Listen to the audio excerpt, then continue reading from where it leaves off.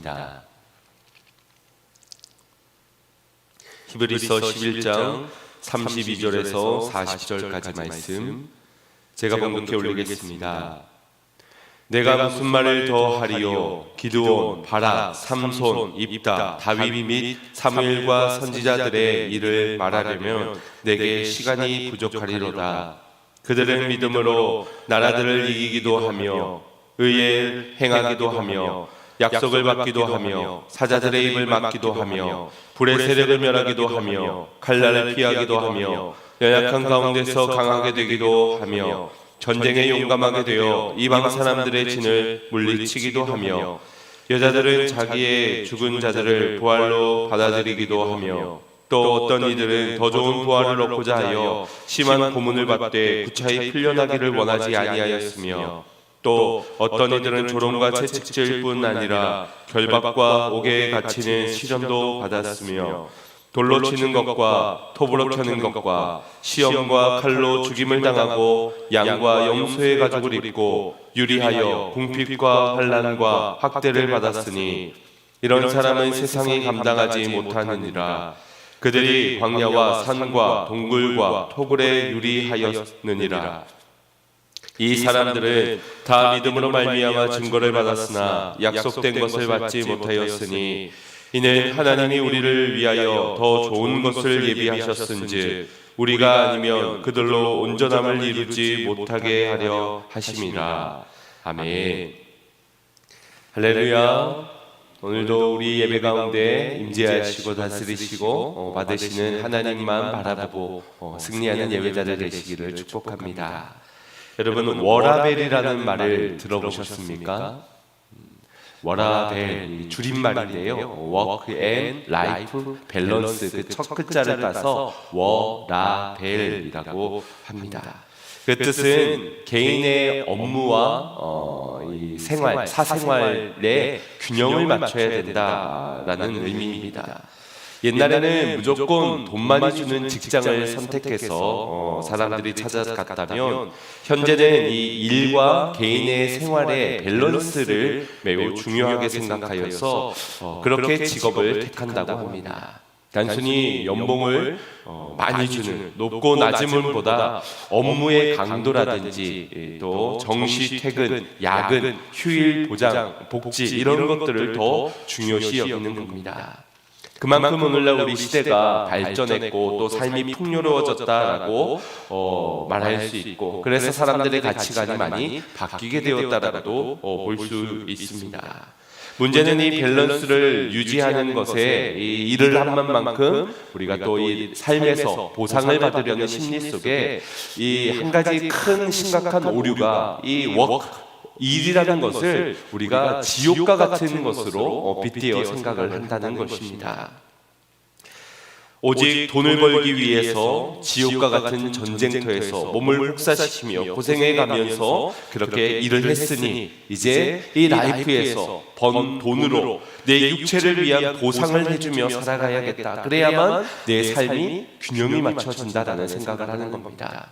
내 직장은 지옥, 그러나 내 개인의 시간은 천국이 되게 하기 위해서 지옥이라 느끼는 것도 육에 느끼는 것이고 그래서 라이프에서 느끼고자 하는 것도 육의 천국을 누리려 하는 것입니다. 워크를 이 지옥으로 전제하는 것 자체가 잘못된 출발이다 보니 라이프를 그저 내 육체적인 쉼과 쾌락에만 초점을 맞추어 보내려 하는 겁니다. 그러다 보니 벼락부자가 되게 되거나 인생의 성공을 이루게 되면 그때부터는 방탕한 생활에 빠져버리고 마는 것입니다. 물론 우리가 일하는 것은 수고스러운 일입니다. 분명 피곤하고 지치고 힘든 일임이 분명합니다. 그러나 하나님의 부르심 안에서 우리가 생각해 본다면 그 자리에서도 우리가 감당해야 할 사명이 얼마든지 있고 드릴 수 있는 순종도 있기에 거기가 예배의 처소가 될 수 있는 겁니다. 지옥에서는 감당할 사명이 없지 않습니까? 그저 영원히 고통받는 자리일 뿐입니다. 그러니 워크를 지옥으로 바라보는 순간 우리는 그 자리에서 드릴 예배도 따를 순종도 없게 되는 겁니다. 그렇게 육체적인 관점으로 보아 지옥이라 하니 라이프도 그러한 관점에서 천국이 되게 만들기 위해 계속해서 육의 것들만 추구하게 됩니다. 이처럼 잘못된 세계관에서의 출발이 결국 잘못된 과정과 결과들을 맺게 하는 것입니다. 우리 그리스도인들은 하나님의 은혜로 하나님을 바라볼 수 있게 되었고 믿음을 가지고 생활할 수 있게 되었으며 어느 곳에서든 그 천국을 누리며 살아갈 수 있게 되었습니다. 이러한 세계관, 기독교적 세계관을 가지고 살아갈 수 있게 된 저와 여러분인 줄 믿습니다. 성경 말씀을 근거하여 이 세계관이라는 것은 안경에 빗대기도 하는데 우리는 그 성경의 안경, 기독교적 신학의 안경을 쓰고선 세계를 바라보고 인식하여 하나님 나라에서 살아가는 자들이 된 것입니다. 이러한 세계관으로 우리의 일, 워크를 바라본다면 아니 일뿐만이 아니라 우리의 라이프도 문제도 인생도 관계도 모든 것을 바뀌어진 이 기독교적 세계관으로 바라본다면 비로소 우리가 균형 있는 생활도 또 이 땅에서의 천국을 누리며 하나님께 영광 올려드릴 수 있는 사명자의 인생을 살아갈 수 있게 되는 것입니다. 이러한 세계관의 변화가 얼마나 중요한지 모릅니다. 우리가 어떤 세계관을 가졌느냐에 따라 가치 기준도 달라지게 될 것이고 선택도 과정도 그래서 결과도 달라지게 될 것입니다. 하지만 이러한 세계관의 변화가 쉽게 이루어지는 것은 아닙니다. 예수님을 만났던 제자들은 모든 것을 버려두고 예수님 한 분을 따르게 됩니다. 하지만 3년간 예수님을 따라다녔던 그들은 세상을 바라보는 관점, 그 세계관은 여전히 세속적이었습니다. 귀신을 쫓아내는 능력에만 관심을 가졌고 로마의 앞잡에서 힘으로 그들을 이겨낼 수 있는 것에 기대를 했으며 누가 예수님의 좌편에 우편에 앉을 것인가 이것이 초미의 관심사였습니다. 그러니 예수님의 말씀을 깨닫지도 못하고 주님이 가시겠다 하시는 그 십자가의 길을 만류하기도 하고 함께 그분과 깨어 기도하지도 못하였던 것입니다. 관심이 세계관이 달랐기 때문에 그 대표적인 예가 바로 베드로라고 할 수 있습니다. 여러분이 베드로를 어떻게 인지하고 있는지 모르겠지만 사실 일반적으로 우리가 이해하기 힘든 범위의 사람이라고 할 수 있습니다. 다른 사람은 다 버려도 나는 주님을 버리지 않겠습니다. 이 말을 조금 직전에 뱉었던 그가 주님은 아니다 너가 나를 팔 것이다 라고 말했음에도 불구하고 어김없이 그는 당당하게 나는 아니라고 이야기를 하였습니다. 그러나 어떻습니까? 예수님을 부인하고 도망가지 않았습니까?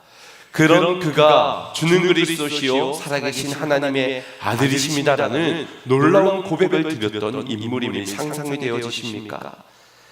이러한 고백과 결단이 곧 그의 완전한 이 세계관의 변화를 의미하는 것은 아니었습니다. 그러니 십자가 앞에서 주님을 부인하고 떠나갔던 자가 되어버리고 만 겁니다. 이해하기 힘들면서도 이해할 수밖에 없는 것은 사실 우리의 신앙생활도 이 베드로의 모습과 비슷하기 때문입니다.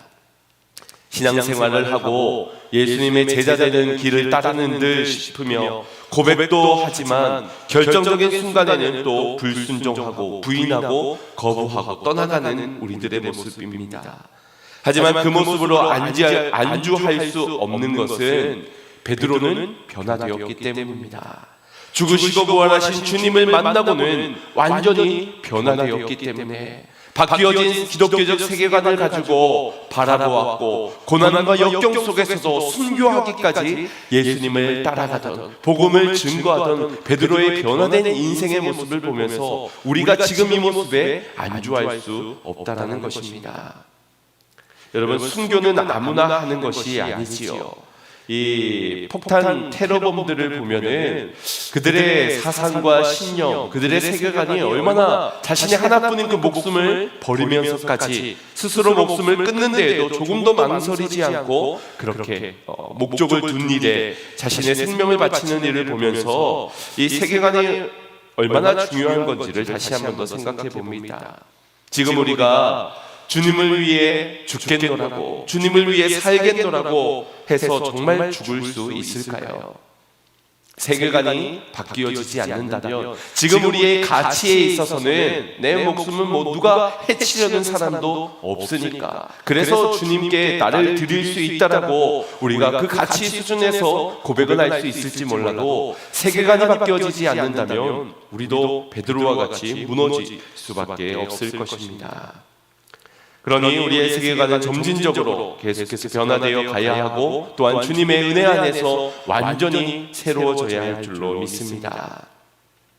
히브리서 기자는 이러한 변화를 위해 우리에게 여러 믿음의 선조들의 믿음을 소개해 주면서 그들과 같은 믿음을 가질 것을 말씀해 주고 있습니다. 그러면서 그들이 어떠한 시선을 가지고 어떠한 목적을 이루기 위해 살아갔는지를 이 히브리서 11장 믿음장을 통하여서 우리에게 소개해 주고 있는 겁니다. 히브리서 11장 6절에서 말씀하였지요. 믿음이 없이는 하나님을 기쁘시게 하지 못하나니 하나님께 나아가는 자는 반드시 그가 계신 것과 또한 그가 자기를 찾는 자들에게 상 주시는 이심을 믿어야 할지니라. 하나님을 기쁘시게 하고자 하는 목적에 있는 자는 반드시 믿음이 필요합니다. 먼저 그가 계시다라는 믿음, 그리고 그를 찾는 자들에게 상 주심을 주시는 이심을 믿는 믿음이 있어야 합니다. 이러한 믿음의 관점으로 볼 때 고난이 축복이 될 수 있고, 또 좁은 길도 사명으로 끝까지 걸어갈 수 있게 되는 것입니다. 우리가 한 가지 믿음의 선조 중에 모세의 경우를 한번 보기를 원합니다. 24절, 25절 말씀에 보면 모세의 믿음을 이렇게 소개하고 있습니다. 합독해 보겠습니다. 믿음으로 모세는 장성하여 바로의 공주의 아들이라 칭함받기를 거절하고 도리어 하나님의 백성과 함께 고난받기를 잠시 죄악의 낙을 누리는 것보다 더 좋아하고. 아멘. 모세는 거절할 것을 거절하고 또 더 좋아할 것을 선택하는 믿음이었다라고 소개하고 있습니다. 모세가 거절했던 것이 무엇입니까? 공주의 아들된 왕자라는 칭호를 거절을 하는 것입니다. 당시 애굽은 세계 최강의 나라였고 그 나라의 왕자는 아무나 될 수 있는 것이 아니었습니다. 심지어 출신도 다른 민족이 다른 히브리인이 애굽의 이방에서의 왕자가 되는 것, 그 자리를 거절하는 것은 그리 쉬운 일이 아니었을 것입니다. 의지한다고 될 수 있는 것이 아니라는 겁니다. 모두가 부러워 탐내는 그 자리, 여러분이 만약 그 자리에 앉게 되었다고 한번 상상을 해보십시오. 거절은 고사하고 어떻게 하면 이 자리를 지킬 수 있을까, 견디고 버틸 수 있을까 고민하고 싸우게 될 것입니다.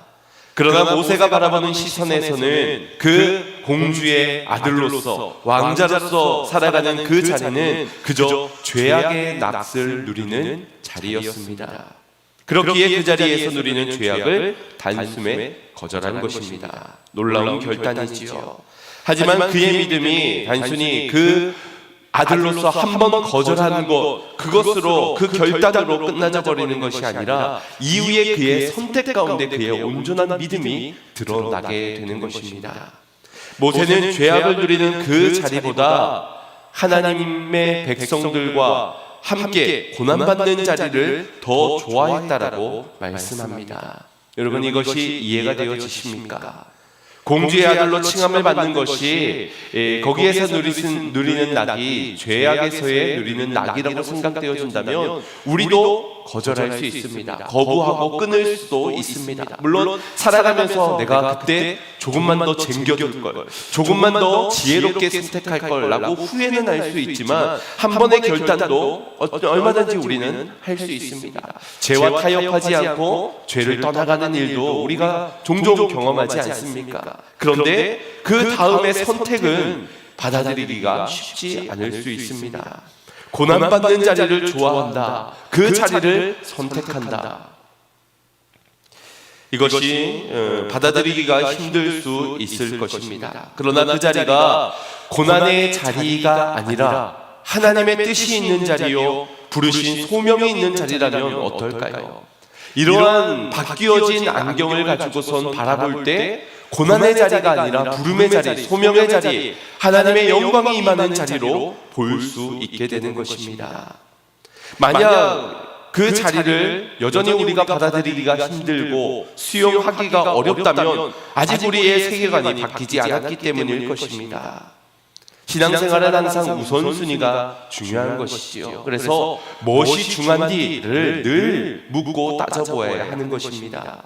우리가 중요하게 여기는 것들이 눈에 보여지는 것, 육에 속한 것, 세속적인 것, 그런 것들이 아닌지를 보아야 한다는 것입니다.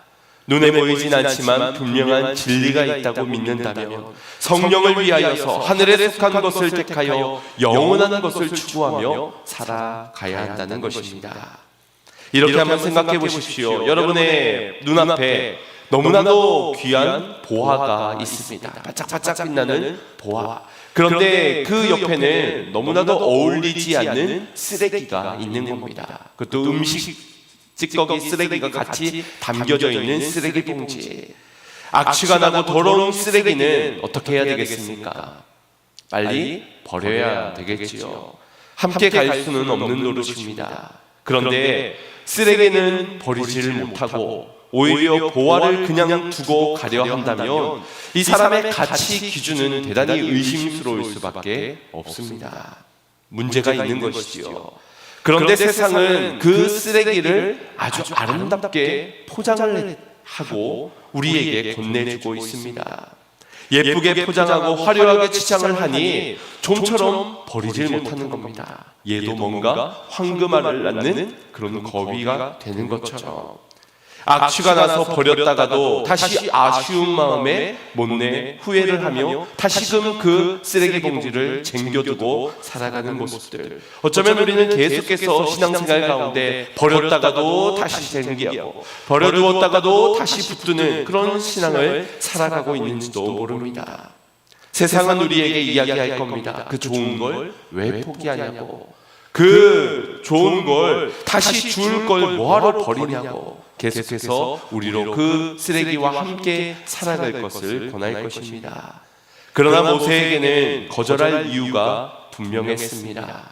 믿음의 눈으로 바라봤을 때 그것은 죄악의 낯을 누리는 악이었기 때문입니다. 그것이 공주의 아들이 아니라 죄악의 낯을 누리는 것이었기 때문이고, 더 나아가서는 하나님의 백성들과 함께 고난받는 것, 그것이 영광이라고 보화라고 더 값지고 귀한 것이라고 바라보았기 때문입니다. 우리 26절 말씀 어떻게 보겠습니다. 시작. 그리스도를 위하여 받는 수모를 애굽의 모든 보화보다 더 큰 재물로 여겼으니 이는 상 주심을 바라봅니다. 아멘. 애굽에서의 모든 보화보다 더 큰 재물, 결국에는 물질이구나 할 수 있지만 그 물질은 이 땅의 것이 아니라 하나님이 주시는 하늘의 상급이었습니다. 이것을 바라봄이라. 이러한 안경으로, 이러한 믿음의 시선으로 바라볼 때 그는 믿을 수 있었고, 그래서 거절할 것은 거절하고 선택할 것은 선택할 수 있었던 것입니다. 믿음의 눈으로 볼 때만이 더 좋은 것, 더 귀하고 더 큰 것을 선택할 수 있는 줄 믿습니다. 오늘 저와 여러분이 그와 같은 믿음의 시선이 있기를, 기독교적인 세계관을 가지고 이 땅을 살아갈 수 있기를 간절히 소망합니다. 오늘 본문에는 그런 믿음으로 살아갔던 이들이 마주한 상반된 두 가지의 모습을 소개해주고 있습니다. 33절, 34절입니다. 시작. 그들은 믿음으로 나라들을 이기기도 하며 의를 행하기도 하며 약속을 받기도 하며 사자들의 입을 막기도 하며 불의 세력을 멸하기도 하며 칼날을 피하기도 하며 연약한 가운데서 강하게 되기도 하며 전쟁에 용감하게 되어 이방 사람들의 신을 물리치기도 하며. 아멘. 여러분, 얼마나 좋습니까? 아마 우리 모든 신앙인들, 그리스도인들이 추구하고 바라는 그러한 인생의 모습일 듯합니다. 나라들을 이기기도 하고 의를 행하기도 하고 약속을 받아 사자의 입을 막기도 하고 불의 세력도 이기고 칼날도 비껴내며 용맹스러운 믿음의 군사로서 모든 적군들을 다 물리치는 승리의 인생. 아마 베드로 역시도 이러한 삶이 되기를 바라고 소원하였기 때문에 예수님을 따라갔을 것이고, 그렇기 때문에 십자가 앞에서는 한사코 안 된다고 말렸을 것입니다. 하지만 믿음을 지키며 믿음대로 산다는 것은 이와 같이 이 땅 가운데서의 안락하고 풍요롭고 성공을 보장하지 않습니다. 하나님 때문에 세상을 등지고 하나님의 기쁨을 위하여 믿음으로 살 때는 예상치 못한 큰 시련을 당할 수도 있는 것입니다. 이것을 히브리서 기자는 결코 숨기려 하지 않았습니다. 그래서 35절부터 37절까지 앞서는 2절이었지만 3절을 통하여서 우리에게 믿음으로 살아갈 때 이와 같은 삶도 마주할 수 있다고 소개해 줍니다. 합독해 보겠습니다. 여자들은 자기의 죽은 자들을 부활로 받아들이기도 하며, 또 어떤 이들은 더 좋은 부활을 얻고자 하여 심한 고문을 받되 구차히 풀려나기를 원하지 아니하였으며, 또 어떤 이들은 조롱과 채찍질뿐 아니라 결박과 옥에 갇히는 시련도 받았으며, 돌로 치는 것과 톱으로 켜는 것과 시험과 칼로 죽임을 당하고 양과 염소의 가죽을 입고 유리하여 궁핍과 환난과 학대를 받았으니. 아멘. 누가 이런 결과를 마주한다며 신앙생활을 하고 싶겠습니까? 모두가 도망갈 것 같지만 믿는 자는, 다르게 볼 수 있는 자는 믿음을 지키며 이 신앙의 길을 걸어갈 수 있었다는 것입니다.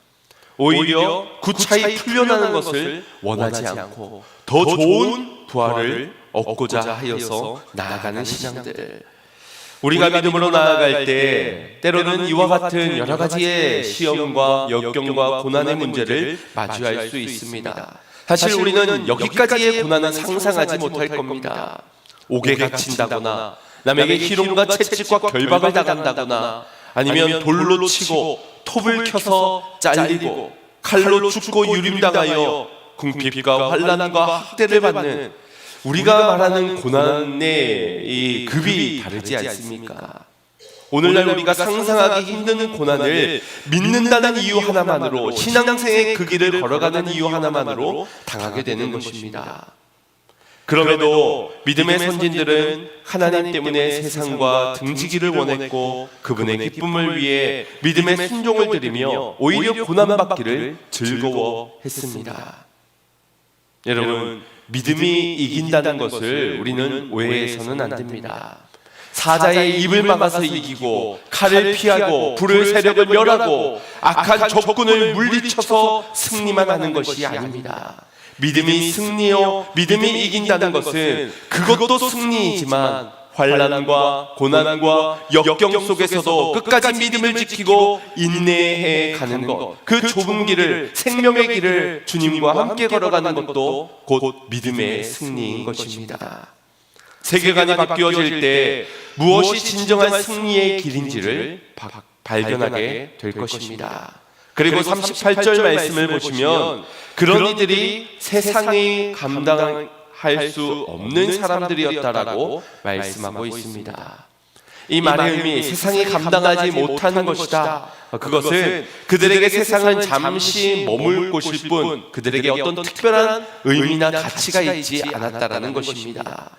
단지 하나님께서 맡기신 사명이 이 땅 가운데 존재할 뿐이지 스스로를 이 땅에 나그네로 빗대었고, 그래서 세상의 것에 집착하지 않았습니다. 이 땅에서 순례자로 살아갈 수 있는 원동력이 되었고, 그래서 순교도 두렵지 않았던 것입니다. 우리가 무엇을 바라보고 어디에 마음을 두고 사느냐에 따라서 이와 같이 달라지게 될 것입니다. 변화된 세계관으로 나의 사랑하는 주님을 바라보며 영원한 하늘 소망을 품고 살아갈 때 우리의 믿음을 세상이 감당하지 못하는 그런 사람으로 여기게 될 것입니다. 주님, 어렵게 거절했으니 많은 축복 주실 것이지요. 내가 그 힘들게 포기한 것 주님 다 아실 것이니 내 인생, 내 삶 책임져 주시고 보장해 주셔야 합니다. 사자의 입은 막아주시고 불 가운데서도 구원해 주셔야만 합니다. 이 일자가 될 수 있도록 강력한 능력을 더해 주셔야 하고요, 고난은 알아서 비켜갈 수 있도록 주님 역사해 주셔야만 합니다. 잘 될 줄로 믿습니다. 확실히 믿고 분명하게 믿고 강하게 믿고 있겠습니다. 이 믿음이 승리하는 믿음이 아니라는 것입니다. 죽음의 문턱에서도 두려워하지 않는 믿음, 천국의 소망이 있고 부활의 소망이 있기에 끝까지 주님을 따르는 믿음, 오직 하늘의 상 주심을 바라보면서 담대하게 복음을 선포하며 나아가는 믿음이 결국 승리하는 믿음인 줄로 믿습니다. 우리의 모습은 어떻습니까? 거절하는 것이 좀처럼 힘들지요. 그러다가 기껏 한번 거절을 하고도 그 거절한 선택에 의한 보상을 반드시 받고 누리기를 원하는 마음이 있을 겁니다. 이유는 무엇이 더 좋은지 모르거나 알면서도 믿지 못하기 때문일 것입니다. 더 근본적인 원인은 더 좋은 것을 보지 못했기 때문이고 더 좋은 것을 주실 주님을 바라보지 못하고 있기 때문일 것입니다. 믿음은 곧 바라봄에서부터 결정이 됩니다. 우리가 육의 것에 이 지옥과 같은 세상에서 내 육에만 시선을 두고 있다면 거기에서의 균형 있는 삶, 세상이 말하는 밸런스는 유지할 수 있을지 모르겠지만 더 좋은 것을 누리질 못할 것입니다.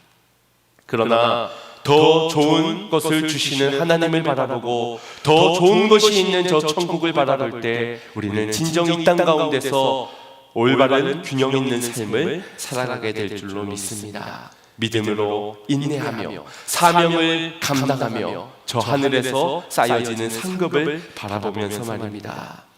히브리서 기자는 39절 40절에서 우리에게 이렇게 말씀해 줍니다. 합독하겠습니다. 이 사람들은 다 믿음으로 말미암아 증거를 받았으나 약속된 것을 받지 못하였으니 이는 하나님이 우리를 위하여 더 좋은 것을 예비하셨은즉 우리가 아니면 저희로 온전함을 이루지 못하게 하려 하심이니라. 아멘. 하나님이 우리를 위하여 더 좋은 것을 예비하심을 믿으시길 바랍니다.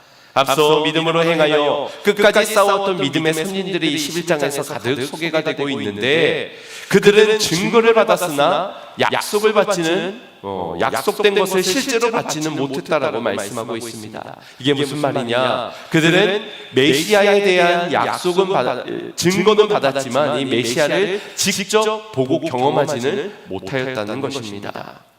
여러분, 그래서 더 대단한 것 아니겠습니까? 예수 그리스도를 만나지도 그분의 기적을 경험하지도 못했던 그들이 그래도 믿음을 가지고 수많은 고난과 역경들을 인내하며 헤쳐나가며 걸어가서 우리의 믿음의 선진들로 믿음이 소개될 수 있었다는 것, 그들이 참으로 위대해 보이는 이유입니다. 거기서만 그치면 안 되겠지요. 그렇다면 저와 여러분은 어때야 할까요? 우리는 그 증거도 받았지만 약속의 실제도 보고 경험했던 이들 아닙니까? 예수님 이후로 그 약속의 실제를 마주한 저와 여러분이 이제 어떻게 살아가야 할까요? 더 좋은 것, 이미 임한 하나님의 나라를 경험하여 영광을 누리게 되었으므로 믿음의 선조들보다 더 굳건한 믿음으로 더 큰 사명을 감당하며 주님께 쓰임받는 자들이 되어야 하지 않겠습니까? 내 인생 하나 잘 영구히 가는 그것이 우리의 인생의 목적이 아니라 예수 그리스도를 만나고 그분으로 믿고 따르는 분명한 약속의 실제를 경험한 저와 여러분들은 더 큰 포부를 가지고 주님께 더 큰 비전을 품고 쓰임 받아야 한다라는 것입니다. 우리는 수많은 믿음의 선진들을 통하여서 복음을 전해 듣게 되고 복음이 무엇인지를 알게 된 사람들입니다. 그들의 믿음으로써 힘써 걸어갔던 것처럼 우리도 믿음의 싸움을 이어나갈 때 그들의 믿음이 헛되지 않을 수 있는 것입니다. 그들이 바라는 중에 임한 그 주님의 역사하심, 그 믿음을 가지고 끝까지 인내하며 걸어갔던 것처럼 우리도 끝까지 믿음의 싸움을 싸우며 걸어가야 할 줄로 믿습니다. 그들의 믿음을 볼 때 그들도 나약한 부분, 연약한 부분, 부족한 부분들이 분명 있었습니다.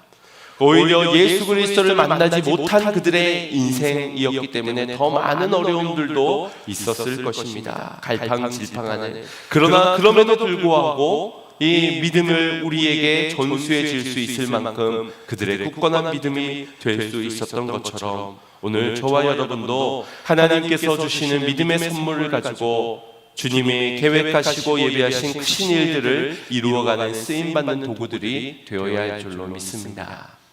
중국의 최초의 선교사로 들어갔던 로버트 모리슨 선교사님은 선교를 떠나기 전에 한 기자와 인터뷰를 가지게 되었는데 그 기자가 이런 질문을 했다고 합니다. 당신이 이 큰 대륙에 영향을 끼칠 것을 기대하십니까? 아무래도 가장 땅덩어리가 큰 나라 중에 하나이기 때문에 그 나라에 가서 복음을 전하면서 얼마나 큰 포부가 있겠습니까? 그런 포부와 기대하는 마음을 듣기 위한 질문이었습니다. 그러자 로버트 모리슨 선교사님은 이렇게 답하였습니다. 아니요, 저는 저에게 전혀 기대하고 있지 않습니다. 그러나 하나님이 하실 것은 기대합니다. 부르시고 보내시는 이가 일하실 것이기에 그것을 믿고 그것을 기대한다는 것이지요. 우리도 믿기만 하면 됩니다. 그분이 일하실 것이고 그분이 역사하실 것이기 때문에 한 교회에서 중국 교회를 방문하기 위해서 선교를 떠났습니다. 거기서 전도를 하다가 중국 당국에 체포되어서 1년 반씩이나 옥살이를 했던 한 중국 교인을 만나게 되었는데 이 한국 성도들이 그 중국 교인 1년 반 동안 옥살이를 했던 그분께 이렇게 물었습니다. 아니 전도를 했는데 1년 반씩이나 옥살이를 한 것이 억울하지는 않으셨습니까? 라고 물었습니다. 아마도 이런 질문은 그의 마음을 조금이나마 공감해주고 또 위로하고 격려하기 위해서였을 것입니다. 그런데 그분은 오히려 이렇게 말하였습니다. 아니요, 억울하긴요. 하나님이 그렇게 하라 하셨으면 당연히 감사하게 해야지요. 순교하라고 하면 한국 성도님들은 순교하지 않습니까? 라고 그렇게 되물었다고 합니다. 여러분, 공산주의 국가에서 신앙생활하고 믿음을 지키는 것 얼마나 어려운 일인지 여러분도 경험해보진 못했지만 잘 아실 겁니다. 오히려 그들보다 우리가 더 오랜 세월 신앙을 지켜왔고 안다면 더 많은 것을 알고 있으며 예배를 드리고 기도를 했어도 더 많이 했을 것입니다. 그런데 이 질문 앞에 여러분은 어떻게 대답하시겠습니까? 한국 성도님들은 순교하라면 순교하지 않습니까? 보배로운 이러한 믿음으로 복음을 끝까지 전하며 믿음을 지켜가는 아름다운 신앙인들이 전 세계적으로 있습니다. 놀랍지 않습니까? 순교하라고 하는 오히려 감사하면서 자신을 내어드리는 그러한 신앙. 하나님이 한 선교사에 통하여서 하나님이 일하실 것을 기대하며 심었던 그 복음의 씨앗이 많은 고난과 역경 속에서 하나님의 일하심을 통하여서 이렇게 아름다운 보배로운 믿음으로 자라나게 된 것입니다. 우리가 예수님을 믿는다는 것은 무엇일까요? 어쩌면 많이 알고 있고 오래 알고 있는 것을 믿는 것으로 착각하고 있는지도 모릅니다. 또 주님께 주실 것, 내가 받을 것, 얻을 것, 누릴 것만 생각하며 믿습니다 말하고 있을지도 모릅니다.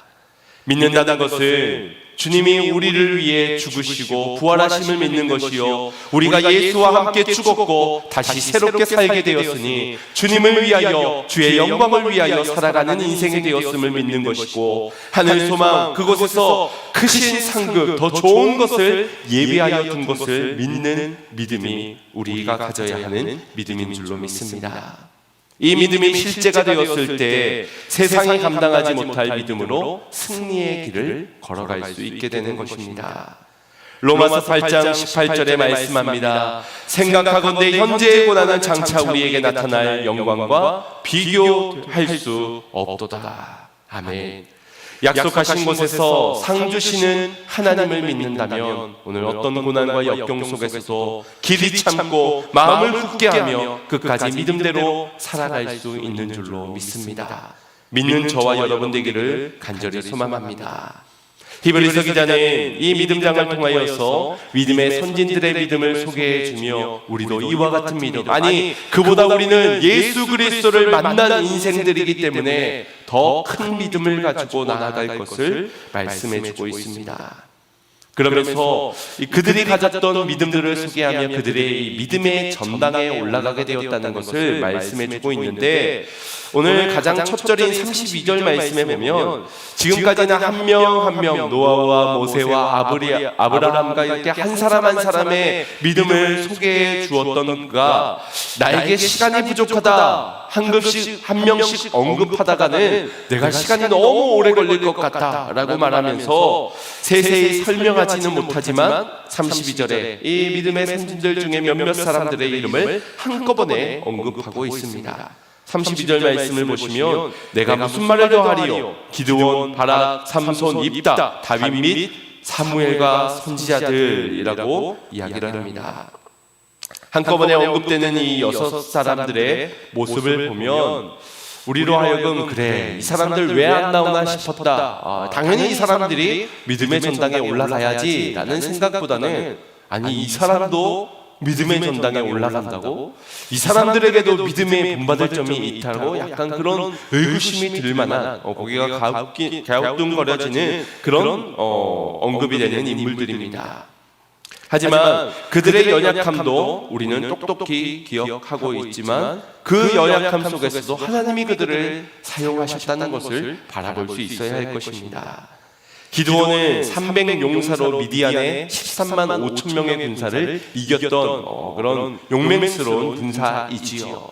하지만 승리한 이후에 탈취한 전리품으로 에봇을 만들게 되고 이것을 백성들에게 주며 음란을 범하여 죄악을 짓도록 만들기도 하였습니다. 또 바락이라는 인물은 야빈의 철병고 900기를 가지고 있었던 것에 이스라엘이 20년간 유린을 당하면서 학대를 당하는 그 모든 상황들 속에 드보라와 함께 이들을 무찌르게 됩니다. 그런데 그 무찔러 나가는 자리를 보면은 이 바락이라는 인물이 드보라라는 한 여인이 나가면 나도 나가겠다, 그가 앞장서면 나도 가겠다라고 말하는 모습을 보입니다. 하나님이 하라 하시면 하나님이 하시면이 아니라 드보라 그가 하면 하겠다, 그런 인물이 지금 이 명예의 전당에 포함이 되고 있는 겁니다. 또 삼손은 너무나도 잘 알고 계시지요. 힘이 아주 강하여서 블레셋 사람들을 쳐부순 수가 셀 수 없을 만큼 많은 정도입니다. 하지만 이방 여인 데릴라에게 속아서 머리가 잘려지게 되고 결국 눈알 빠지게 돼서 노예처럼 그렇게 살아가게 되지요. 입다라는 인물은 창녀의 아들입니다.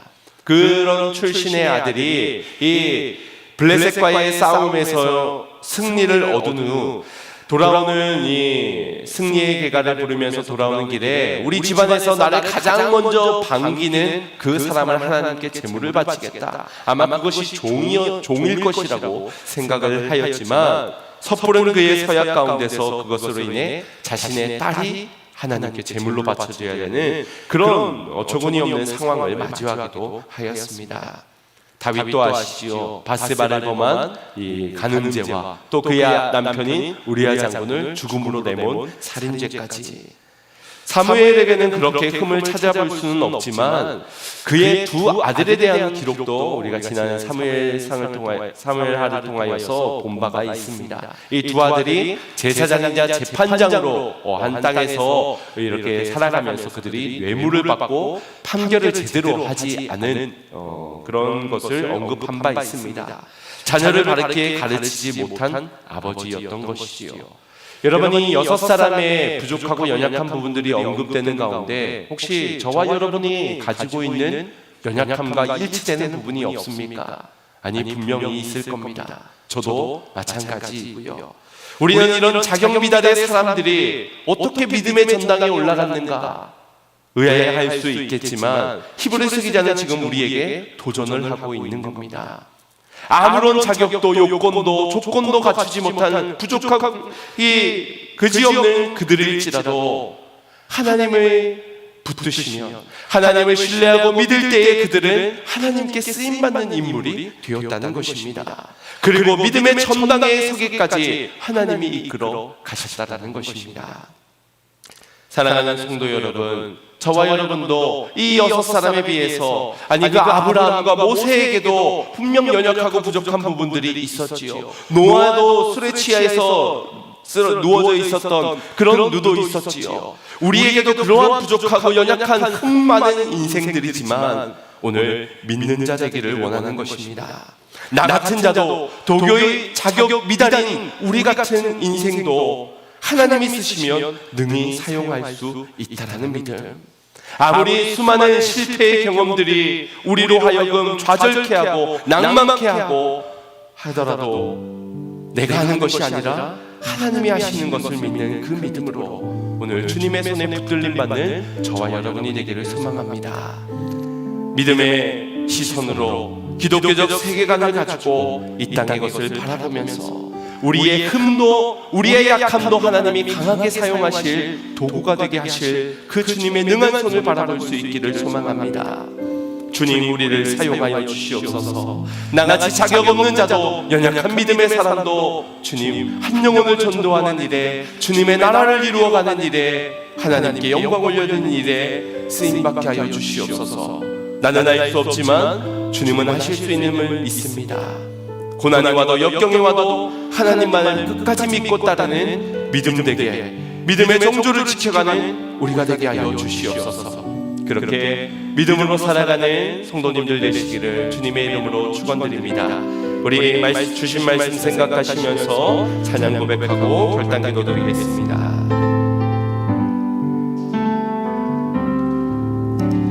주님, 제 마음이 너무 둔해서 주님을 볼 수 없습니다. 이 땅에서 가요 이 땅만 보다가 주님 손을 놓쳤습니다. 나는 나그네로 왔는데 왜 주저앉게 되었나. 나는 정직인인데 언제부터 내 삶의 주인이 되어버렸나. 믿음이 없이 기쁘시게 못하나니 모내 주고 다 헛되뿐이라. 믿음이 없어서 무너진 삶의 모든 자리에 다시 주님을 기다립니다. 다시 한 번 더 시인하며 고백합시다. 주님, 제 마음이 너무 둔해서 주님을 볼 수 없습니다. 이 땅에서 가요 이 땅만 보다가 주님 손을 놓쳤습니다. 나는 나그네로 왔는데 왜 주저앉게 되었나. 나는 정직인인데 언제부터 내 삶의 주인이 되어버렸나. 믿음이 없이 기쁘시게 못하나니 고뇌쓰고 다 헛되뿐이라. 믿음이 없어서 무너진 삶의 모든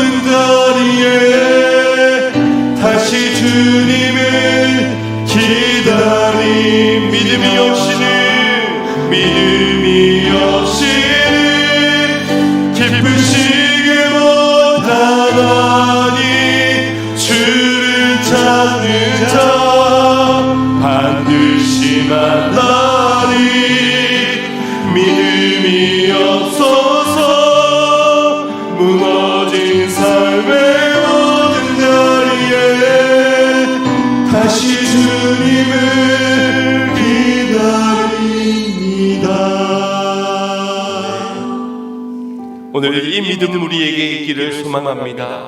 연약함을 시인하고 내가 할 수 있다가 아니라 나는 반드시 될 수 있다가 아니라 주님 나는 연약합니다. 나는 부족합니다. 이 땅의 것만 보며 훌하게 살아가는 어리석은 자입니다. 아버지여, 그러나 내게 믿음 주신 주님, 믿음을 주셔서 그 믿음으로 이루어가실 주님을 신뢰하는 자가 되기를 소망합니다. 주여, 무너진 자리에서 주님께서 인도하실 때까지 인내하는 자, 믿음으로 견디는 자 되게 하시고, 가자 하실 때에 주님과 함께 동행하는 믿음으로, 불 속에라도 들어가는 믿음으로, 적군을 향하여서 담대히 나아가는 그 믿음을 향하여서 골리앗 앞에서도 설 수 있는 믿음의 삶이 되기를 원합니다. 나의 모든 두려움은 오직 하나님을 향하오니 경외하는 신앙 속에 끝까지 신앙을 지켜가며 순종의 사람들 되게 하여 주시옵소서. 주님, 나를 믿음의 연장에 서기까지 나는 할 수 없사오나 하나님 붙잡아 사용하여 주시옵소서. 우리 주의 한번 부르짖고 합심하여 기도하겠습니다. 주여, 아버지, 나의 믿음 없음을 용서하여 주시옵소서.